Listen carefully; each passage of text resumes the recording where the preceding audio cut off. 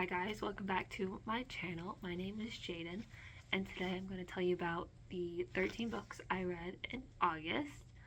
And I'm going to be rating them from 1 through 5, 1 being this book is awful, and 5 being oh my gosh, this book is so good. So the first book I read in August was The Reappearance of Rachel Price. I rated this one 4 stars.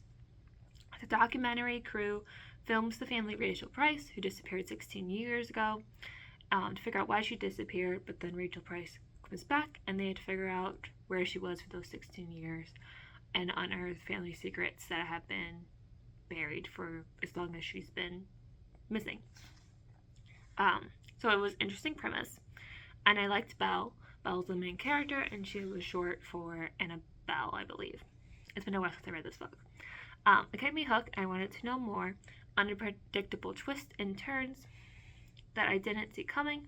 In the end, some of the character decisions felt rushed and out of place, especially since we had been following them throughout the entire book, and then they have like a twist or they do something that just seems out of character. So it was just a little weird for me. I liked how characters weren't how they seemed in the beginning, and who they really are is revealed in interesting ways. The second book I read was The Chaperone. I rated this one 5 stars. In New America, women aren't allowed to be alone and get a chaperone. Once Stella's chaperone dies, she gets a new one who tells her there's more to the world than she knows. It was a really fast read and short chapters. The protagonist was great. I loved rooting for her. Story kept me hooked, and I liked learning about the history of New America. I left some unanswered questions for me, but that could have just be because of sequel bait, and they're wanting to know that way, if there is a sequel, they have some bait for it. I really enjoyed reading this book, and I read most of it in one big sitting. A third book I read was Good Half Gone, and I rated this one 3 stars.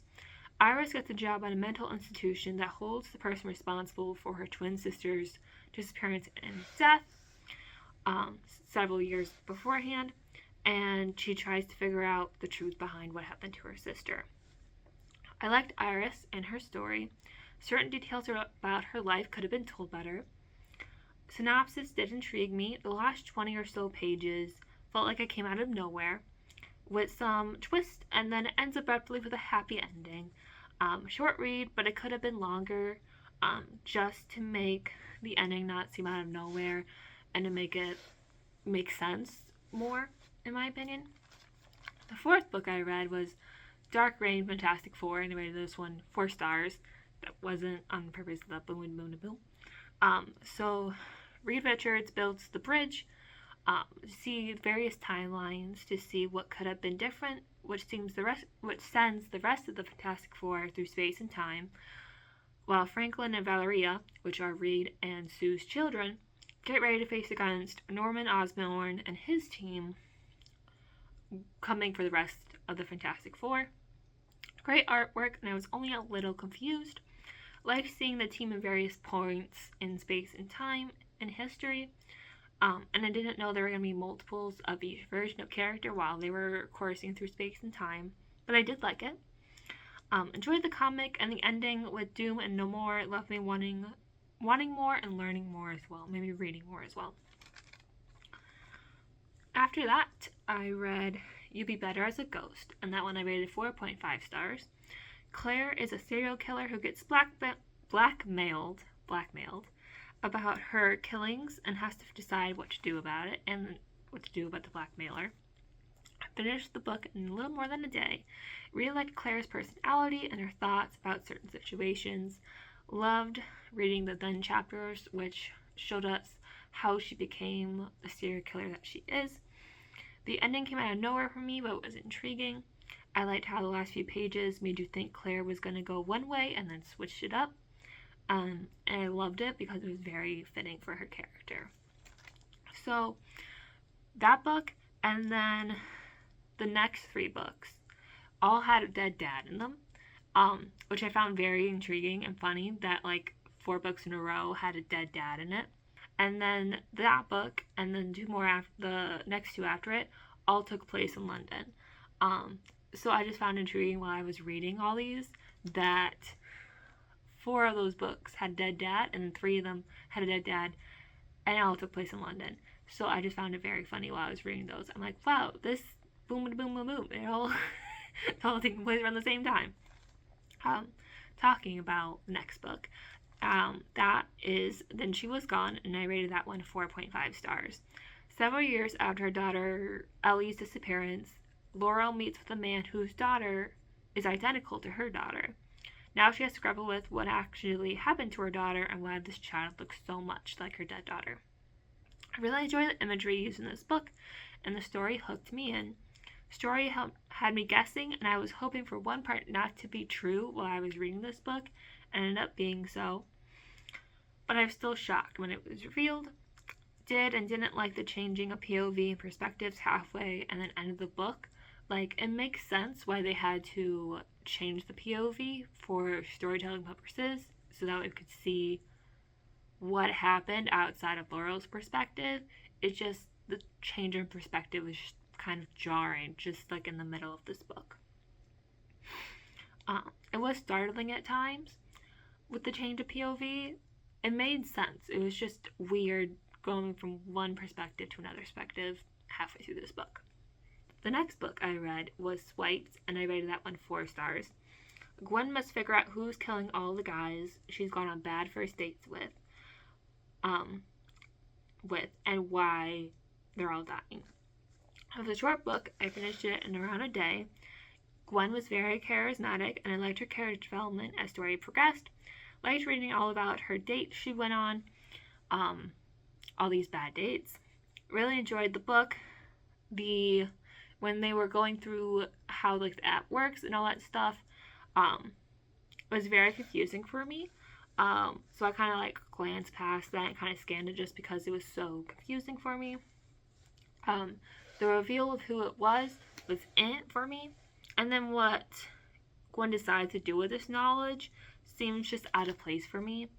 And like I said, the reveal is iffy, especially once you reread the first few chapters, and it's like, how can this be? Because it didn't make sense for me, and it just seemed unlikely with what we know at the end. After that, I read Love in the Time of Serial Killers, and I rated this one 4 stars. Phoebe is obsessed with true crime, and when cleaning out her father's house, notices strange things with the neighbor next door. Is he an actual threat, or is he a threat to her heart instead? I really liked Phoebe and her obsession with true crime. Though it was a little much at times, I liked her character development, and I could relate to her with her idea about love, and her parents' relationship, and how it impacted her. There was the cliche third act conflict at the end, which I knew was going to happen just because of how fast they were falling for each other, and I'm like, they're gonna have a third act conflict, aren't they? They did, and it was like the last 30 pages, and it's like, seriously, I know they're gonna get back together, but do you have to do the cliche third act conflict? Like, come on. There were some good sex scenes in this book, though a couple times I had to reread one just to figure out where they were position-wise because it didn't make sense to me. But once I did it, it made sense. It was a good book. After that one, I read Dreadful, which I rated 4 stars. Gav is a wizard who wakes up in a lab with no memory. And he's in this lab and he thinks it's, this dark wizard Garvex's lab. Turns out he's Garvex, and he has a princess in his dungeon, and he's known as this evil, awful person. But what if he doesn't want to be? What if he wants to be good instead? And that's what this book is about him trying to be good, even though all he knows and hears is that he was this awful, awful person. I like the premise of the book. I liked his goblin servants. When I was reading this book, all I could picture the goblins were the goblins from the movie Red Shoes, because those were, before I read this book, I had seen a clip of those goblins from that movie, and so when I read this book, that's what I associated the goblins with. I liked how the author took some classic tropes and twisted them and changed them. His character development was believable. I wish we had seen more of him being evil rather than just like hearing about it.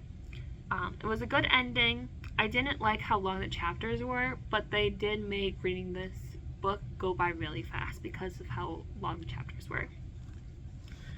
After that one, I read Wolf Gone Wild, and I rated this one 3 stars. Mateo is a werewolf who has a spell on him that won't let him shift into a werewolf. And he needs a witch to break the spell. Evie is a witch who has been told to stay away from werewolves. And then she ends up helping Mateo, and they both end up helping and needing each other more than they think, in more ways than one. I really liked Evie and Mateo's relationship.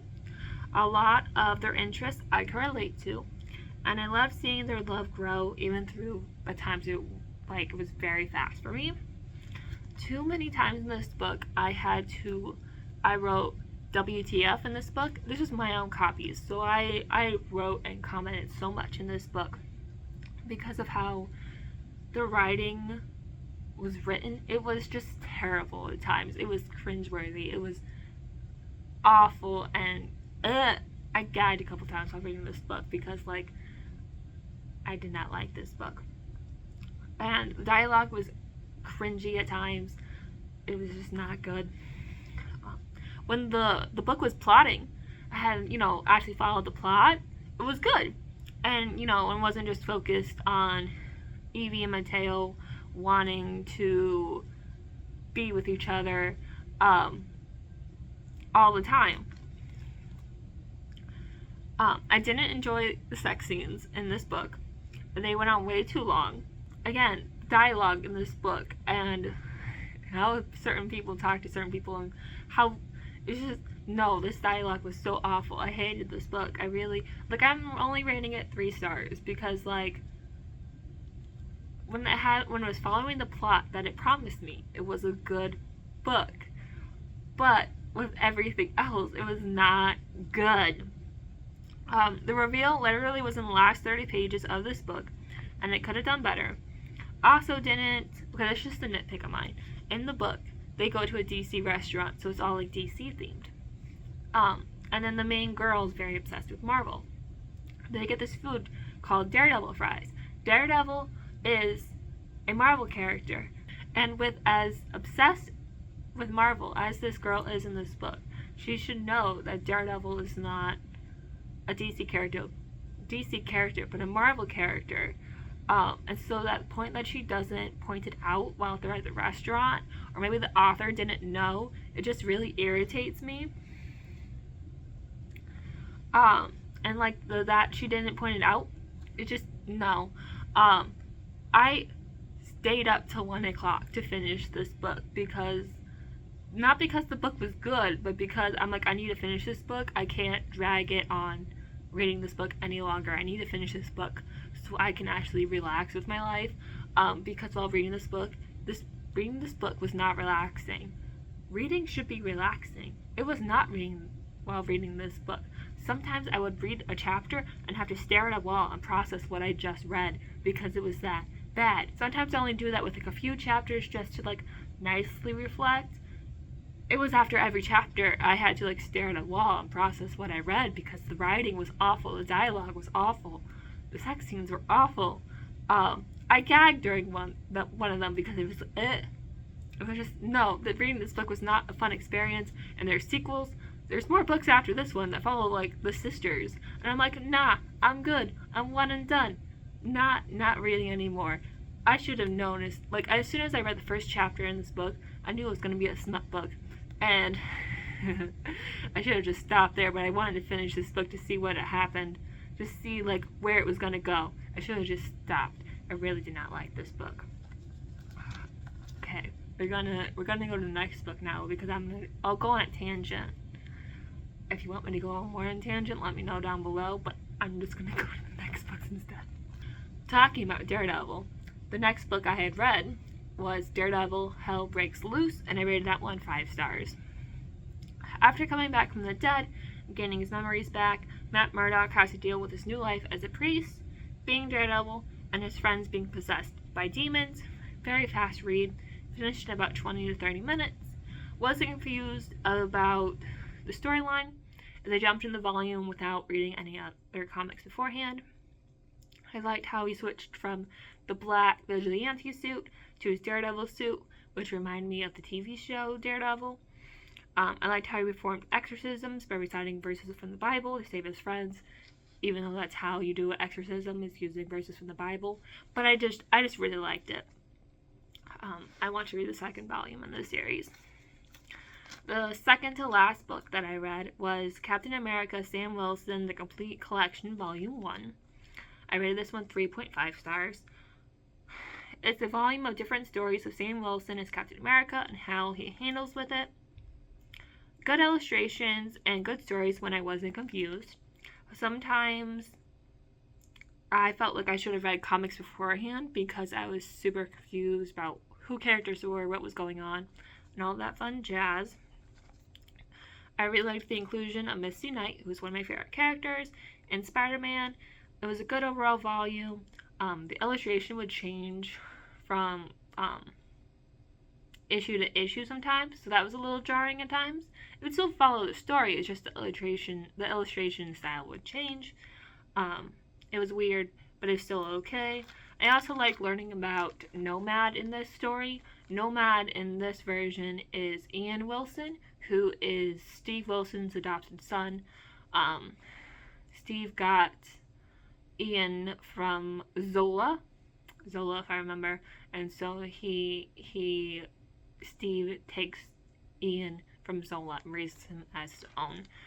So I liked learning about that version of Nomad instead of Nomad that we learned in Avengers Infinity War. And then the last book that I read was Fire or Fate, and I rated this one 3 stars. So it's how Hades became Lord of the Underworld in like the Disney universe, and how it relates to the story of Hercules. I liked hearing how Hades became how he is. I even read Hades' voice in James Wood voice, who voices Hades in the Disney version. It's been over a year, maybe over 2 years since I read the book before this one, which was the Captain Hook book, so I was very confused. I didn't remember who people were. Even when they had like the little recap about like, oh, this is who these people are, I was still majorly confused. I felt like the ending was wrapped up way too fast for me, and I felt like I glossed over a lot of things relating to Hades. Like, yes, we were learning about Hades' story, but it just felt very fast and fast forwarded. And I didn't feel like we really got to know him that much. It was just like, here's his past, here's what happened in Hercules, and here's some stuff in the middle, and that's about it. And it just seemed weird and out of nowhere, and it didn't really work for me. It was a short read though. I finished this book in about an hour. It was only like 200 pages, so it was very fast. But I liked it overall. I think if I had read this like last year, or like right after I read the Captain Hook book, it would have gotten a higher rating, but because I was so confused about people and stories and all that jazz, I had to rate it lower just because I hadn't read those books in that series for a while. I didn't even know this book existed until a few weeks ago when I saw it at Barnes & Noble. So yeah, those are the 13 books that I read in August. If you guys have any suggestions that you want me to read for September, let me know down below. Or if you just want to comment down below. Alrighty, I will see you guys next week. Not next week, next month. Alright, bye guys.